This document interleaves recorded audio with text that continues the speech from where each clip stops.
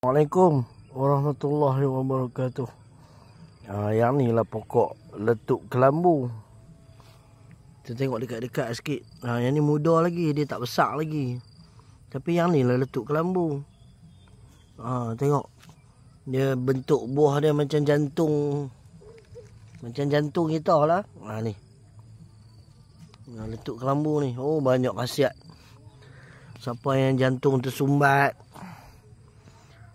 siapa yang darah tinggi, ni pokok letup kelambu orang Kedah panggil.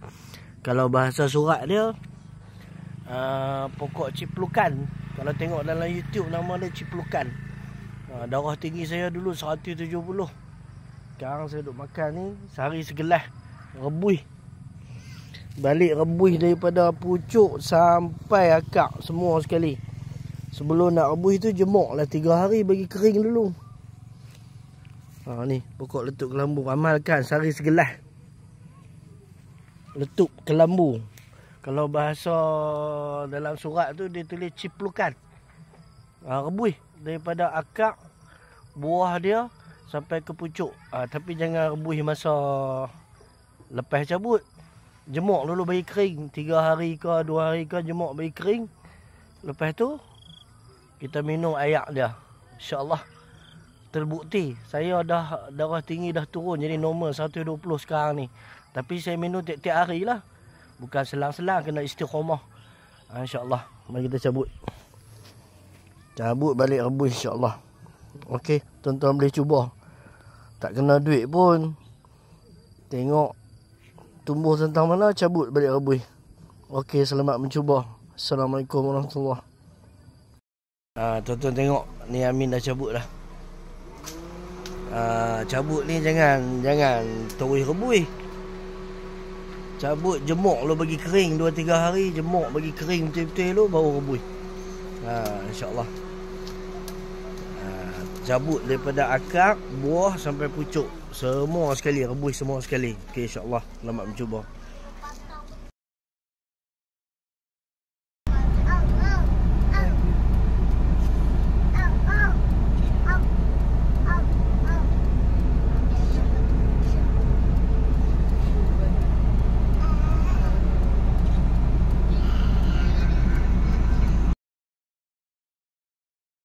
Okey, ni keadaan dia pokok letup yang kita dah jemuk 3 hari. 3 hari kita jemuk macam ni. InsyaAllah dah boleh rebus dah ni.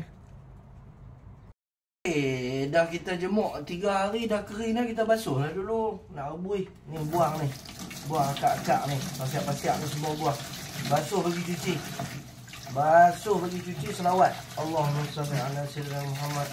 Allahumma salli ala sayyidina Muhammad.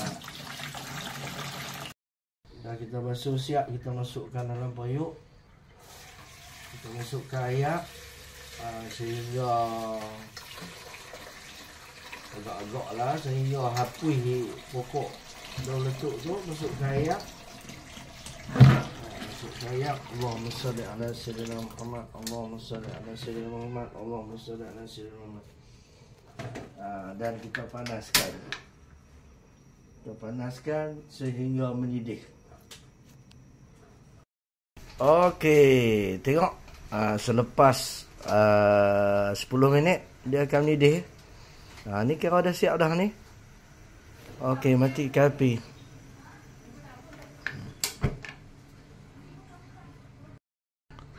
Biarkan dia sejuk dulu. Bagi dia sejuk dulu sebab kita nak masukkan dalam botol mineral. Bagi dia sejuk dulu.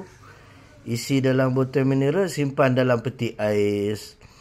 Kalau tuan-tuan tak simpan dalam peti ais, nanti lepas sehari, kalau tak panaskan dia, dia akan naik buih. Bagi dia sejuk dulu, isi dalam botol, simpan dalam peti ais. Simpan dalam peti ais. Kalau panas-panas nanti rosak botol pula. Bagi dia sejuk dulu, simpan dalam peti ais. Isi dalam botol macam ni ya. Isi dalam botol, simpan dalam peti ais. Baru dia tahan lama. Berbulan tahan. Simpan dalam peti ais Sekarang kita nak minum dia. 1 hari 1 gelas. 1 hari 1 gelas. amalkan insya-Allah satu hari satu gelas. Kalau tuan-tuan tak tahan pahit, tuan-tuan masuk sikit ya. Sikit. Kemudian kita top up dia dengan air panas. Nanti kalau minum sejuk tu tak cantik lah. Kita minum suam-suam. Kita masukkan setengah air tu letup tadi. Kemudian kita masukkan air panas. Okey, insya-Allah dapat satu gelas. Allahumma salli ala sayyidina Muhammad. Allahumma salli ala sayyidina Muhammad. Allahumma salli ala sayyidina Muhammad. Bismillahirrahmanirrahim.